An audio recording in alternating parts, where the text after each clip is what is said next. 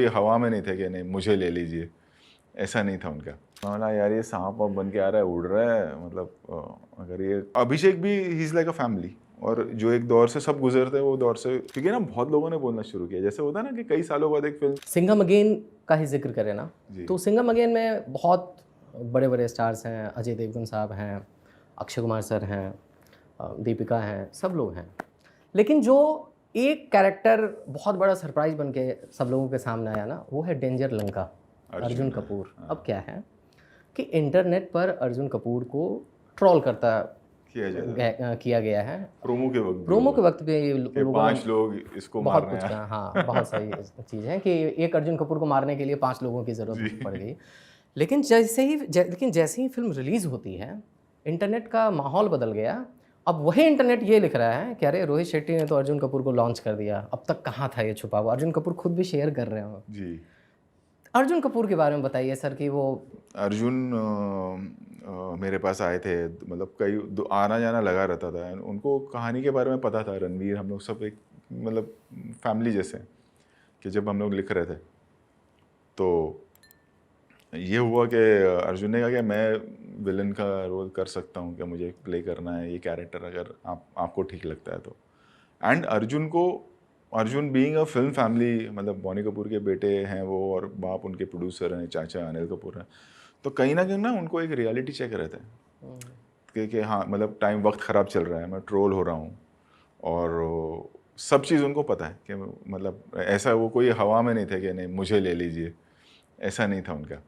And फिर मेरा ये था कि यार अगर एक एक्टर को ऑडियंस को रिजेक्ट करना होता है तो एक फिल्म से ज़्यादा नहीं, मैक्सिमम 2 फिल्म, और वो हमेशा के लिए रिजेक्ट हो जाता है वो एक्टर, फिर वो नहीं आ पाता है। और ऑडियंस ने पूरी तरह से रिजेक्ट नहीं किया, बट एक हो गया है कि एक वो सेट फॉर्मेट बन जाता है ना कि ट्रोल करना है तो फिर ट्रोल करते ही रहो। और आदमी का वक्त होता है ना, कई बार आदमी का वक्त भी होता है, और वो मेरा ये था कि नहीं यार, इसमें वो पोटेंशियल है, he is a good actor, और वो पोटेंशियल है। एंड बहुत बड़ा रिस्क है, मतलब इतनी बड़ी स्टार कास्ट के सामने अर्जुन को लेना। बट कहीं ना कहीं दिल ने कहा कि नहीं यार, क्योंकि वक्त ख़राब है इसलिए रिस्क नहीं लेना ठीक नहीं लगता, ले लेते, जो होगा सबके साथ होगा। एंड आज सब उसी की बात कर रहे हैं। Exactly sir. सर, जैसा भी अर्जुन कपूर का जिक्र हो रहा है, वक्त और किस्मत की बात हो रही है ना, और आपके रिस्क टेकिंग एबिलिटी की बात हो रही है। एक फिल्म थी आपकी बोल बच्चन जी। अजय देवगन के साथ, आपने लाया अभिषेक बच्चन को। ये वो दौर था जब अभिषेक को भी ट्रोल किया जाता था, 100%। उनके बारे में भी तरह तरह की बातें लिखी जाती बिल्कुल। थी। ये चीज़ बोल बच्चन में भी आपके दिमाग में चल रही थी, रिस्क वाली बात? नहीं, देखा जाए तो and credit goes to Ajay sir. Ajay sir producer भी थे फिल्म के बोल बच्चन में, एंड मेन कैरेक्टर अभिषेक का है। कहानी उन्हीं की।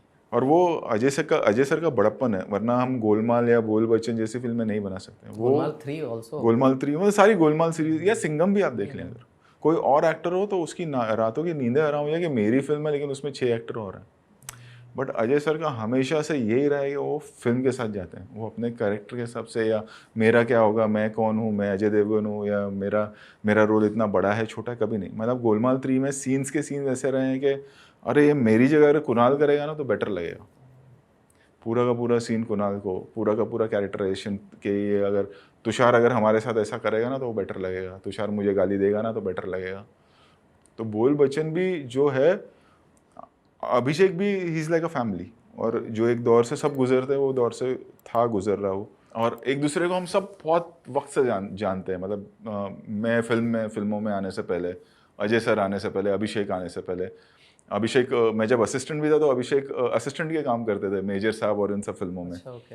हाँ, तो हमारी मुलाकात तब से होने लगी थी। ज़मीन मैंने जब पहली फिल्म की तब उसमें वो थे। एंड देन मैंने अजय सर को बोला कि अभिषेक के साथ कर रहे तो कैसा रहेगा, ये एक लाइक अ फैमिली रहेगा, कंफर्ट रहेगा सेट पे भी, और आप दोनों की केमिस्ट्री है। तो बोला हाँ हाँ, why not. And that's how Abhishek के साथ बोल बचन हुई। वैसे तो बहुत लंबी फहरिस्त है सर कि आप किस तरह से अपने एक्टर से बिहेव करते हो और वो लोग आपसे कितनी मोहब्बत करते हैं। अभी मैं ऑफ कैमरा आपसे जिक्र कर रहा था संजय मिश्रा सर का। अभी हम लोगों ने उनके साथ पॉडकास्ट किया है और बहुत सारी बातचीत हुई। तो संजय मिश्रा वो हैं जिनको कभी आप संजय भैया बोलते हो तो कभी आप उनको कपिल देव बोलते हो। उनके साथ आपने बहुत सारी फिल्में की। मुझे याद आता है ऑल द बेस्ट, और मैंने ये पूछा है संजय मिश्रा से और उन्होंने बताया कि एक जो सीन है ना, अरे नहीं रे ढूंढू, जहाँ पे उनको वो संजय दत्त का गाल वो पकड़ लेते हैं, तो बोले जब ये सीन मैं शूट कर रहा था तो मैं रोहित सर के पास गया, बोला कि सर ऐसा करूँ क्या, उनका गाल पकड़ लो। तो रोहित शर्मा बोला तू पागल है क्या, वो संजू बाबा है वो तू उसको ऑफेंड कर देगा। ऑफेंड से ज्यादा कैसा था ना कि एक सीनियरिटी होती है ना, मतलब वो अजय सर की भी सीनियर है, 10-15 साल पहले, वो उससे भी पहले आया था। मैं बात कर रहा हूँ 2009 की, और हम सारे इन अ वे जूनियर्स हैं। तो कहीं ना कहीं वो एक तमीज वर्ग का दायरा होता है ना, वो था। तो मुझे बोला कि मैं जाके करूं, मतलब अरे कैसा अजीब लगेगा, कर लो, आपके ऊपर है, फिर आप देख लेना जो है क्योंकि उनको मैंने पूरी खुली छूट दी हुई थी उस फिल्म में। उन्होंने किया, एंड ऑब्वियसली फिर Sanju sir also was involved in the, मतलब उस सीन में। मैंने बोला कि हाँ कर ले, कोई बात नहीं वैसे। तो इनफैक्ट क्या है ना कि जो अगर फिल्म देखा जाए ऑल द बेस्ट ना, तो मेरे को लगता है ना कि संजय मिश्रा का कैरेक्टर जो है ना वो पैरेलल लीड में है भाई, वो कहानी को लीड कर रहा है वो जॉनी भाई, मतलब और मेरे ख्याल से गोलमाल 3 भी अगर आप देखें या गोलमाल 1 देख लें आप, हमेशा जो बाकी कैरेक्टर्स का स्ट्रॉन्ग होना बहुत ज़रूरी होता है। ब्रिजेश हिरजी का कैरेक्टर अगर आप देखें तो मैंने किया था जब, और मेरी ज़मीन जो पहली फिल्म थी वो एवरेज गई थी, इतनी बड़ी हिट नहीं थी या चली नहीं थी ज़्यादा।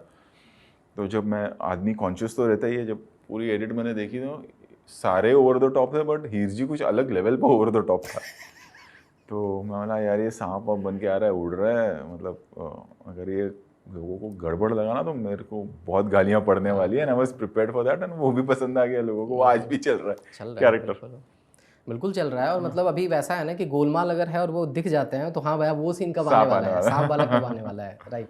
तो सर गोलमाल के 4 पार्ट्स आ गए सर जी, सिंघम के 3 आ गए, अभी और आएंगे। आप सर ऑल द बेस्ट का सीक्वल क्यों नहीं बना रहे हो सर?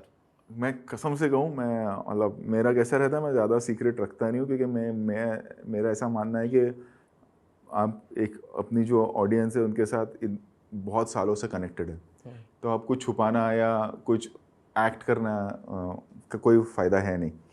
क्योंकि एक हाउस होल्ड ब्रांड हूँ, मुझे भी पता है, मैं टीवी करता हूँ, लोग इतना प्यार देते हैं। मैं बनाना चाह, मतलब अब ना पिछले 1-1.5 साल से मैंने अजय सर से भी, अजय सर ने बोला कि तू वो क्यों नहीं करता है, कि वो अब करूँगा मैं, मतलब कब करूँगा ये नहीं पता है, बट वो एक दिमाग में चलना शुरू हो गया, बिकॉज लोगों ने उसको एक कल्ट बनाना शुरू कर दिया। और खाली यही है कि उसे सिंपल रखना बहुत ज़रूरी है। उसकी ना सिंप्लिसिटी बहुत ये थी। अगर आप फिल्म देखें तो एक घर में है, बाहर एक टेम्पो खड़ी हुई है, सिंपल कैरेक्टर्स हैं, डरे हुए हैं संजय दत्त सर से, 2 दिन की कहानी थी वो। तो प्ले था एक्चुअली वो, जो ओरिजिनल प्ले था, that was whose wife it is anyways, कि वो बीवियाँ एक्सचेंज कर, मतलब नाम चेंज हो जाता है, ये वो फलाना जो भी है। तो उसकी मतलब एक ना होता है, एक रिलैक्स होने के लिए ना एक सिंपल सी फिल्म बनाओ छोटी बजट की, तो डेफिनेटली मैं करूँगा।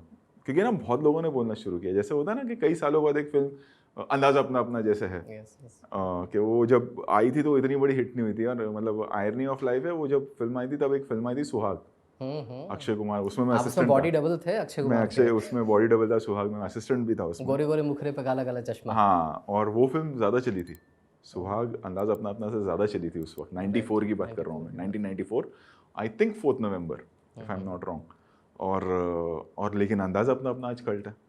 ग्रेजुअली जो न्यू जनरेशन है और यंग जनरेशन है, तो आई थिंक वो बच्चों ने अब ऑल द बेस्ट को, जो बड़े हो रहे हैं, टीनेजर्स हैं, वो उसे कल्ट बनाते जा रहे हैं, उस कैरेक्टर्स को। मैं डेफिनेटली करूँगा। लास्ट तक रुके हो, मतलब क्लिप आपको इंटरेस्टिंग लगी, तो subscribe to Digital Commentary clips, और फुल पॉडकास्ट तो इससे भी ज़्यादा इंटरेस्टिंग है, जिसका लिंक आपको डिस्क्रिप्शन बॉक्स में मिल जाएगा।